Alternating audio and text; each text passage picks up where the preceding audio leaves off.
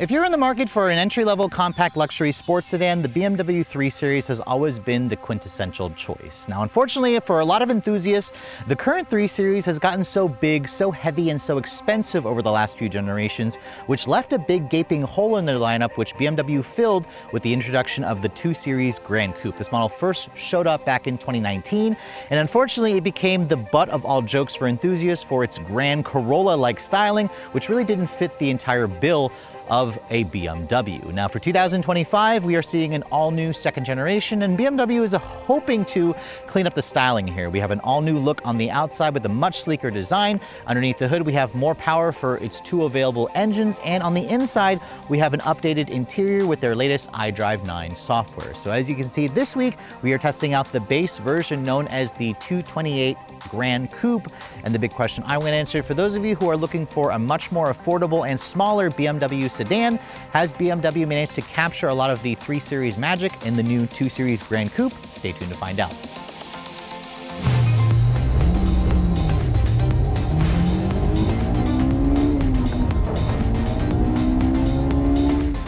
Now, before we start talking about the new styling direction for the 2 Series Gran Coupe, let me go ahead and pop the hood and remind you guys what's powering this thing. Now, one of the big controversies, of course, with the 2 Series Gran Coupe when it first arrived, this was the first front-wheel drive-based BMW here in America, which really pissed off a lot of enthusiasts.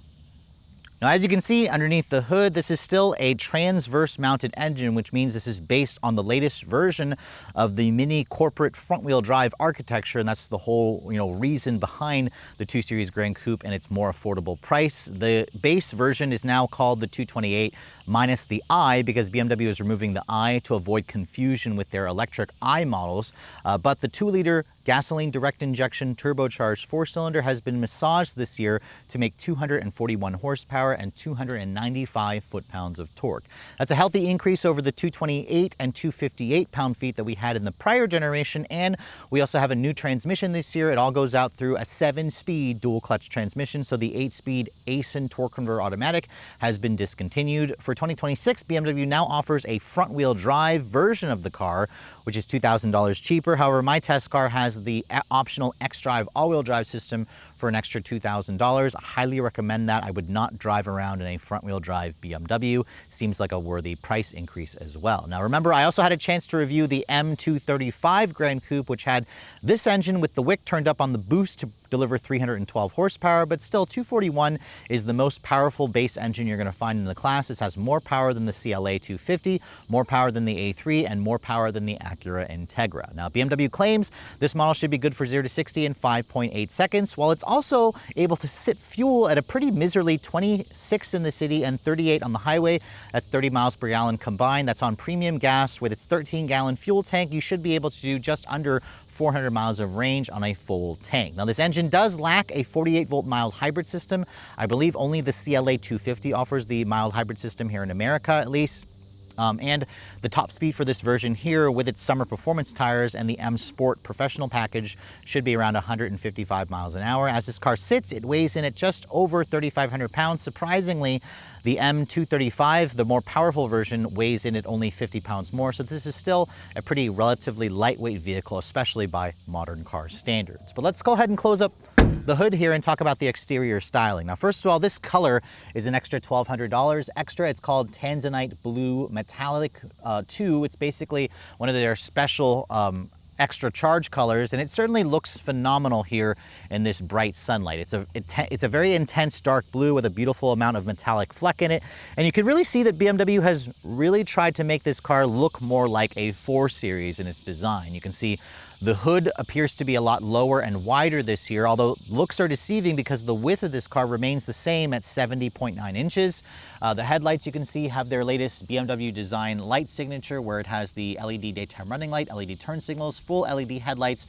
You have that sequential style, although it's kind of like a fade in and fade out for the turn signals. You can see the twin kidney grille is a little bit larger and wider this year. All of them come with the M Sport package, but our test car here has like the M Sport Plus package, which blacks out the twin kidneys. You can see that sensor area there for the radar sensor for the cruise control is a little bit too choppy or blocky for me, but you do have a nice integrated camera right above it. The twin kidneys you can also get with an illuminated function where it illuminates around the border of the grille. And then you also have this new insert here, which has basically the intersecting lines there, which I don't love. There are some active grille shutters, which look nice. You have some integrated parking sensors, more black accents here when you get the M Sport Professional package, of course, which looks nice, along with the Shadowline package. But overall, I do think the design of the front fascia looks better, but the problem that I have with the 2 Series Gran Coupe is it still looks a little bit too tall and narrow. In fact, BMW actually made the new version around an inch taller. They really should have made it an inch lower and like an inch wider to kind of counteract the, you know, Grand Corolla styling cues. Now people say it looks more like a Gran Forte, like a Kia Forte that's been designed by BMW, which technically the new K4 looks a lot better, at least in my eyes, from the front end when you look at this car. Now, in terms of the dimensions, the new 2 Series Gran Coupe is basically the same size with a 105.1 inch wheelbase, a 179.2 inch overall length. It's around a half an inch longer than the previous generation, but still around 8 inches shorter than the current BMW 3 Series. Now, looking at the wheels, the my particular test car for an extra $600 has these 19-inch bicolor twin 5-spoke design wheels on a Goodyear Summer Performance tire. The tires are a little narrow, a 225 by 40 R19. Keep in mind the M235 has a slightly fatter 235 with tires. The brakes are a little over 13 inches in the front, just under 13 inches in the rear. The M Sport Plus package adds the blue painted 4-piston M branded calipers, brake calipers, which you can also, I believe, get red painted calipers if you'd like. An adaptive suspension is going to be standard, but BMW at no charge will sell you their comfort-oriented suspension, which BMW says they've cleaned up the ride quality this year for the new version. I love the full paint finish around the vehicle. The mirrors you can see are body colored. Surprised they're not black actually, which I think you can get black painted roof and black painted side mirrors. They do have integrated turn signals with a full 360 camera, which looks nice. And then with the Shadowline package, you get some black accents along the window trim. You can also get a pano-style sunroof, as you can see. That's part of the premium package that my test car has, which definitely is nice to let in more light. You can see the rest of the profile. This is probably the most ungainly angle for me. I think dead on in the front, it looks okay, but looking at it from this angle and looking at the rear, I don't like how this vehicle kind of reminds me of an economy compact car, not something that's supposed to wear a BMW badge. You can see the taillights have a more wider look to them. They are full LED in the design with the same fade in and fade out for the turn signals. You can see xDrive lets everybody know you have all-wheel drive. And then the 228 badge here, as you can see, the 2 is larger. The first 2 is larger, minus the eye, of course. Looks interesting when you look at it back here. You can see the rear bumper looks a little bit more sporty this year, but there are no visible exhaust tips. Instead, you've got twin outlet exhausts underneath here that are tucked away underneath the bumper. Keep in mind the M235 version has a much nicer looking quad outlet exhaust system. There is no spoiler, but there's kind of an integrated duckbill spoiler. The M235 again gets you a much more interesting deck lid spoiler. And then looking at the cargo area, the 2 Series Gran Coupe remains to be a conventional trunk. And as you can see, you have around 15.2 cubic feet of storage space, which is actually pretty usable. The seats do fold down in a 40-20-40 manner. And then there's also a pretty deep underfloor storage here, which is very usable and very unexpected. There's also a little bit of storage off to the side here. So even though this vehicle isn't going to be as practical as like a hatchback, for example, it still actually has one of the bigger trunks that you're going to find, although the Integra technically is a hatchback, and that offers the most space in this entry-level subcompact sedan class. Now moving on to the interior of the latest 2 Series Gran Coupe. Before we get inside, let me show you guys the key fob. As you can see, this is BMW's latest intelligent access key. It's a little bit of a large size key, but it looks pretty nice. I will say that the key doesn't feel quite as heavy and just kind of expensive as the more pricier BMW models, but you can see it has the BMW logo here that functions as the lock button. There's also an unlock, pop open the trunk, and then a panic feature. No remote start from the fob, but I think if you have access to the BMW Connected Services app, you can certainly do so. As you approach the door handle, you can see the door handle is a traditional pull style. Touch that little area there, and that will lock the doors for you. The mirrors also have a power folding function, but my test car has it switched off right now. Touch the back of the door handle, and that will unlock the doors.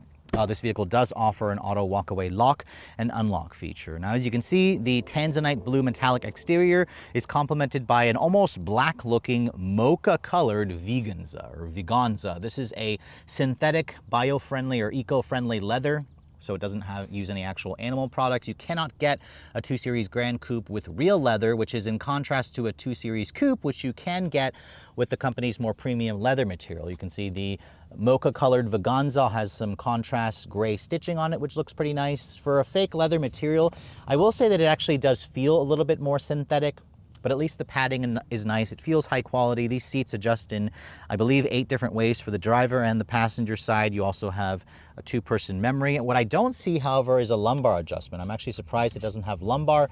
You do have an adjustable thigh cushion here, which is nice on both sides. These seats are also heated, but sadly, if you're looking for ventilated seats, it is not available on this car, which is frustrating because it's a luxury branded vehicle, although I will grudgingly admit that most competitor vehicles in this class don't even offer ventilated seats as well. I think the Mercedes is the only option or vehicle to offer that, which is, you know, annoying when you can find mainstream cars with ventilated front seats. Now, looking at the door panels, you can see there's a soft touch injection molded plastic, more of the Vaganza here with the, you know, nice padded area and the contrast cross stitching. A 12-speaker Harman Kardon stereo is going to be standard on all versions, so it's not even an optional feature, which is nice. The door handles have an aluminum finish to them. Window controls are one touch for all 4, which they feel pretty high quality. And then down here, it's all hard touch plastic, as you'd expect. There's really nice aluminum trim here, which is actually illuminated. Part of the ambient lighting is actually going through the aluminum trim, which looks nice at night.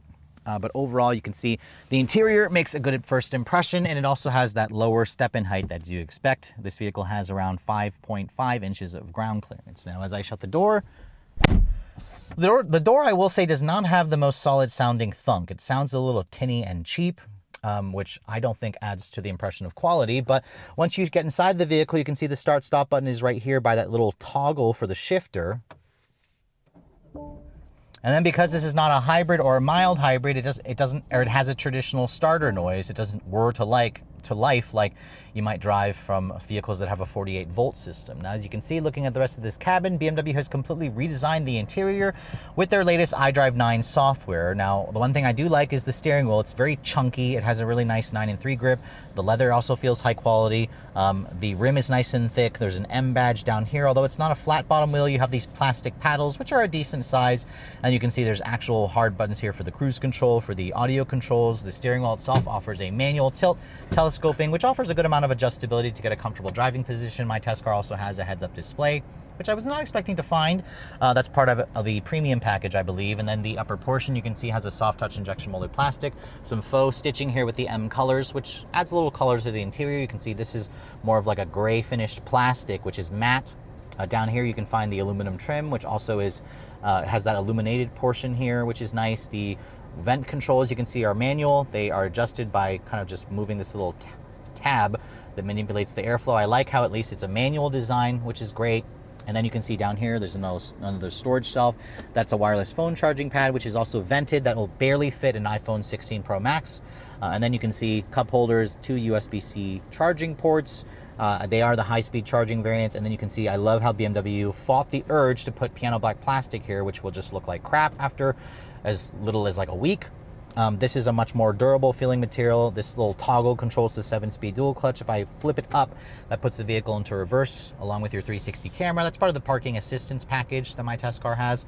The quality and resolution is fine. It's pretty much what you'd expect from other BMWs. The screen is a little smaller, which, by the way, this screen here is 10.7 inches. This screen here is 10.25 inches. This is definitely around 4 inches smaller than the other BMW screens, which are 14.5 inches. I was kind of hoping BMW would put the 14.5 inch screen in this model, but you do get that in the 2 Series Coupe. You can see this screen is on the smaller side, but it has at least their iDrive 9 software, which, you know, gets the job done pretty well.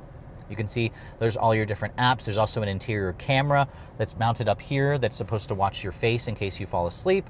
CarPlay and Android Auto is built in. It's wireless, of course. And you can also go to like a live vehicle setup here, which will allow you to kind of do a perimeter scan. At least it matches what the car looks like on the outside. That's pretty cool.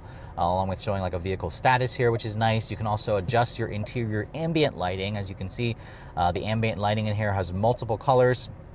And when you adjust the colors, you can really see it changes that right there in the actual display, which is pretty cool. My personal favorite for some reason is the flamingo. I think it's bold and it stands out in this interior, so it's not too much of an annoyance like some competitors. But again, this is definitely a dumbed down version versus some other BMW products, but at least it's quick and snappy. It's easy to use. The heated seats and heated steering wheel are located here in the display. You can see they are 3 levels, but no cooled seats. They're not even available, so I find that to be very irritating for a BMW. But you can see you can access your drive mode selection here. There's basically a personal, which is like a custom, sport, efficient, expressive, relaxed, digital, art, and silent. Most of you are just going to put it in either sport or personal mode, which again kind of changes the color of the ambient lighting as well. Push that, it'll go back to your personal mode. There's also the expressive mode, which in the 7 Series, it actually will like play different music, but this model, as you can see, does not do that. There's also a digital art, which again kind of goes with the whole theme of the interior, which is kind of nice, but most of the times I imagine you're just going to leave it in the personal or the sport mode, depending on how feisty you're feeling with your driving dynamics that day. You can see there's a padded center console here, more of the Veganza. If I open this up, you can see it's a decent size, but there's no USB-C or power outlets in there. They're all located out here. And as I mentioned earlier, these seats, they are not a real leather, but they feel pretty nicely padded, good bolstering as well. There's even an adjustable thigh cushion. This is also an 8-way power passenger seat, which is great. The 12-speaker Harman Kardon stereo also sounds good if you guys are an audiophile. And then if you push that, you can see the glove box is damped, but not lined with felt. It's a pretty decent size. So overall, this interior isn't really different from the M235. Does it feel luxurious? No, not really, but it's filled with solid materials, good build quality, decent sightlines as well, and of course BMW's latest tech, but I wouldn't be surprised to see them implement their bigger 14.5-inch display for the center stack at some point whenever they refresh it. But overall, it's definitely not a bad place to spend time. But let's go ahead and hop into the backseat area, because this is a Gran Coupe, but it means it's a 4-door in BMW speak. You can see the door is annoyingly locked, but let me unlock it so I can show you guys the back seat. As you can see, it's got the frameless design for the doors, and back here you get around 34.4 inches of legroom, which is pretty much the same as last year's model. Remember, these seats, they are the same Veganza. There's no heat function back here, but they're perforated, which almost looks like there could be ventilated seats or heated seats. You can see the material quality back here is at least the same soft touch materials from the front, more of the leather Veganza here. It's hard touch plastic over here, same high quality door handles, of course. And then once I get inside, you really have to duck your head pretty badly to get back here from that sloping roof. But once you get back here, shut the door, you can see legroom space is decent. This is pretty much where I have the seat to drive. There are no storage pockets in each of the front seat backs, which is annoying. Remember, the M235 had like a more aggressive looking sport seat without the adjustable head restraints. You can see you do have rear seat air vents at least. You have 2 USB-Cs, but no separate climate control zone, no heated rear seats like I mentioned. And then you also have these adjustable headrests, which are nice, but when they're up, they are going to get in the way. So most of the times I have them folded down. Pull this down, you can see there's a cup holder here, there's an armrest with 2 cup holders. And then in terms of the headroom space, once I sit back, my hair is practically grazing the ceiling. So keep that in mind, it's a Gran Coupe. It's not gonna have very good headroom space. There's also no grab handle in the ceiling for either seat, which is annoying.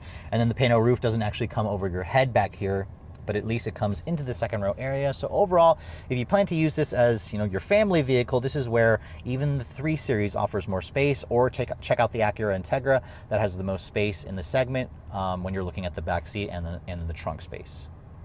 So the BMW 2 Series Gran Coupe has never really gotten much love from enthusiasts, but of course with this all-new 2nd generation, BMW is hoping to change that. I had a chance to drive the M235 xDrive version about a month and a half ago, and I was pretty impressed with the performance that it gave us. I mean, that model had a little bit more power this year at 312 horsepower, but it also had a little bit less torque.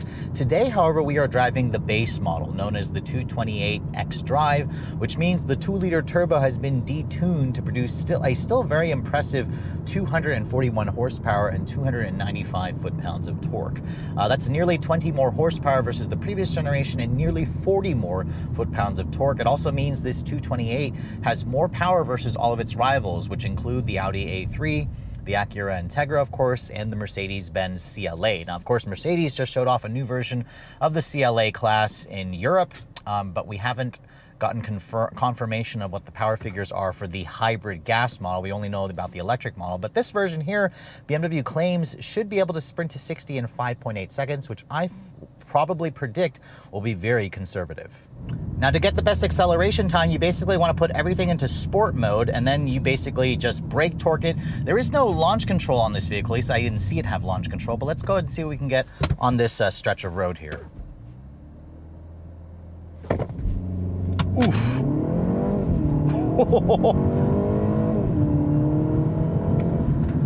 All right, with it going more slightly uphill, we just got a 0 to 60 run of 5.34 seconds. Remember, BMW claims 5.8 seconds, and that was more uphill. Remember, this car has a new transmission. In addition to having more power this year, it's a 7-speed dual-clutch transmission. This is essentially the same powertrain that we've tested in other brand new Mini platforms. Remember, the 2 Series Gran Coupe continues to be built on the front-wheel drive Mini Countryman architecture, which is not normally the case for a BMW, but I have to admit, this this platform is really fun to drive in a Mini, and it's also pretty much the same in a BMW. Now, obviously, this is the all-wheel drive version, so it doesn't give you any of that front-wheel drive torque steer or wheel spin that you're going to get, but you can get a front-wheel drive model, which is new for 2026.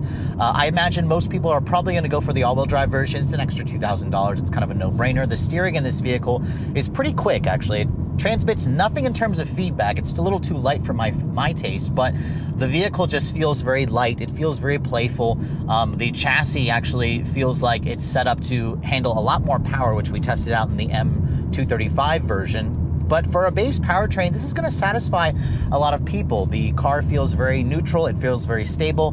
The ride quality also got better this year. BMW has completely redone the suspension with adaptive dampers as standard. You can also spec in a comfort-oriented suspension at no charge, although I don't know why you'd want to do that. I would just personally keep the adaptive dampers. I don't really feel much in terms of understeer. I mean, I kind of put my foot down hard there when I made that right turn. And remember, the all-wheel drive system is going to primarily be more front drive bias, but it still has a really nice stable feel to it. If you guys plan to, drive this vehicle in, inclement weather conditions, you're going to really like it. There's a really bumpy part of the road here, and I'm definitely noticing it's a little more bumpier than I'd like. We are driving the bigger 19-inch wheels, but let's go ahead and see what we can get on this stretch here. Brake torque it, no launch control. Oof, that first shift is harsh.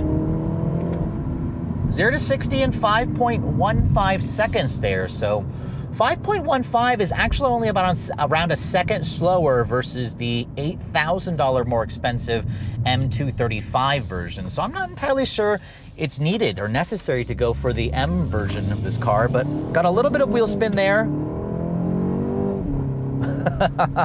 This transmission, I have to say, BMW has tuned it pretty well. It's, it shifts a little too harsh at times when you're in sport mode, but when you switch the transmission or the drive mode selector into just its comfort mode or its personal mode, I definitely noticed that the transmission shifts very refinedly. It behaves more like a traditional automatic. It doesn't have too much in terms of stumbles whenever I'm just driving along in rush hour traffic or driving in just normal conditions. But overall, it's a nice dual clutch that delivers the quick acceleration that you want, but at the same time, it delivers the smoothness that you're looking for. It also has a nice feature where if I pull this left paddle here, where it says boost on the paddle, and just pull and hold it, it'll give you 10 seconds of a sport overboost feature, which allows you to basically access maximum attack mode for 10 seconds, which is a nice feature to have.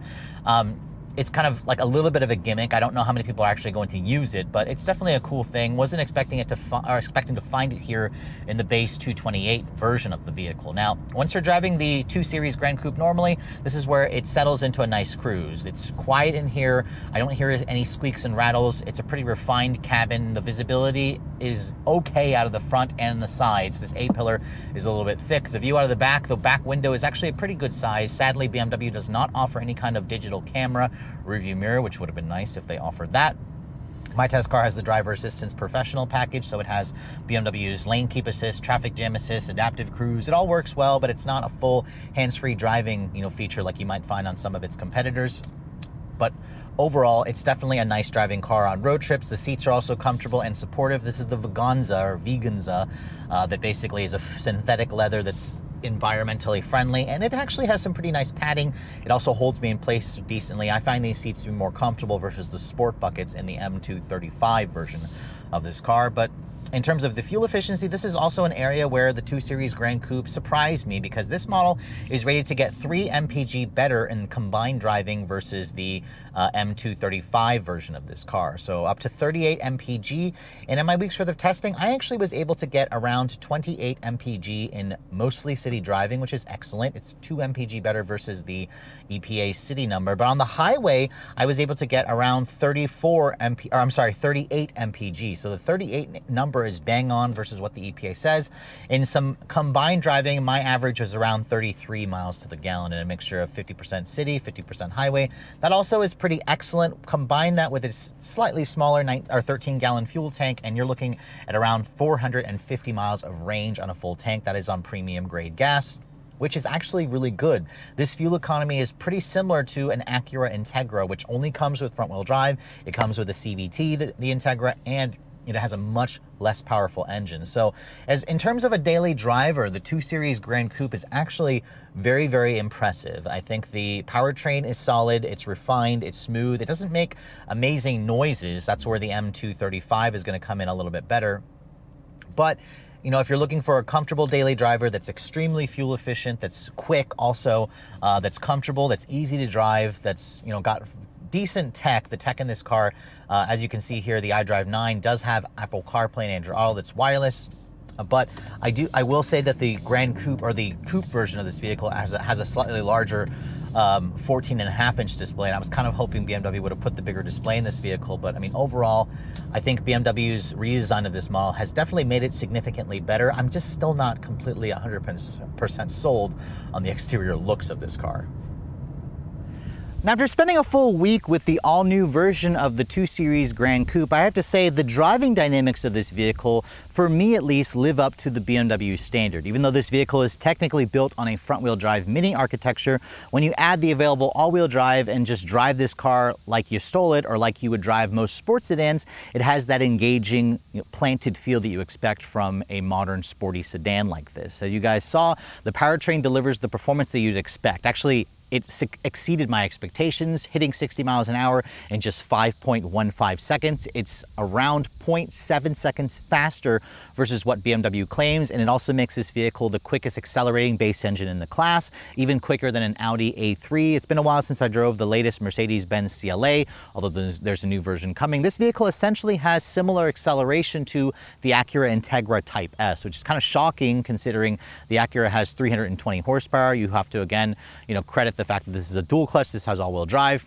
At higher speeds, however, the Integra Type S is going to be quicker than this vehicle, but still just over 5 seconds 0 to 60 is very impressive. It leaves very little room to basically, justify getting the M235 version of this car, because it's also a lot more expensive. The ride quality also has gotten a lot better this year. It's much more smooth and refined, yet it also is pretty sporty as well. So I think BMW's done a good job with the interior, the quietness, the refinement of this vehicle. It's an easy car to daily drive in the city, but also take it out on the road trip, longer road trips. Just be sure you don't necessarily need extra space on the the back seat or the trunk area. Although the trunk is big for the class, the Integra again offers the most space in the segment, which is probably why it's the best-selling vehicle in this segment, because BMW says they managed to sell just under 15,000 2 Series models here in the US, although they technically don't disclose what the take rate is between the Coupe and the Gran Coupe. Remember, the Gran Coupe is a very different animal versus the 2 Series Coupe.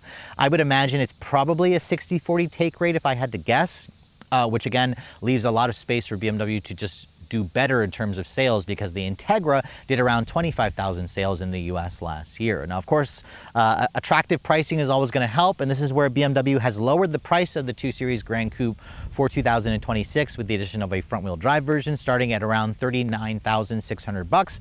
Add $2,000 again if you guys want all-wheel drive, which my test car is, so it starts at around $41,600. Now, of course, my test vehicle here has a pretty good amount of options, from the premium package to the driver assistance professional package to the M Sport Pro package, of course, to this extra charge for the color, to the extra charge for the 19-inch wheels.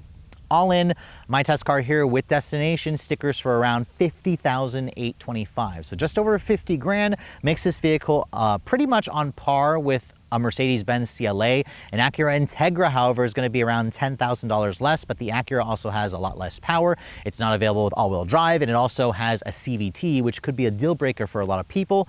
The Audi A3 is going to be a little bit cheaper than this vehicle, but I also find the BMW to be much more exciting to drive, also a little bit more sleek in terms of looking at it, has a better infotainment system. So the Audi could be more the value leader, but if you want something a little bit fresher, a little bit faster, a little bit sportier, then this model definitely is going to fit that bill nicely. Again, keep in mind, the M235 that I tested a couple months ago was around $9,000 more expensive, which at 60 grand, you may as well just buy a 3 Series, because remember, a base 3 Series 330i xDrive is going to start at around $50,000, which is basically where this car tops out.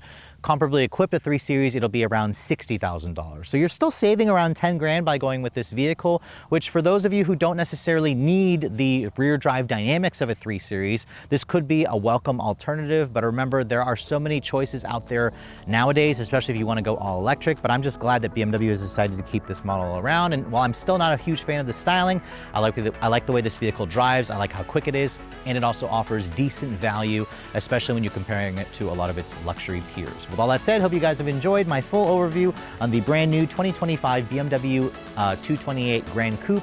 If you're also looking to see the latest cars I'm testing, be sure to follow me on Instagram at redline_reviews, like us on Facebook, and as always, guys, please keep subscribing to the Redline Reviews YouTube channel for all the latest reviews. Thank you so much for watching. I'll catch you all in the next video.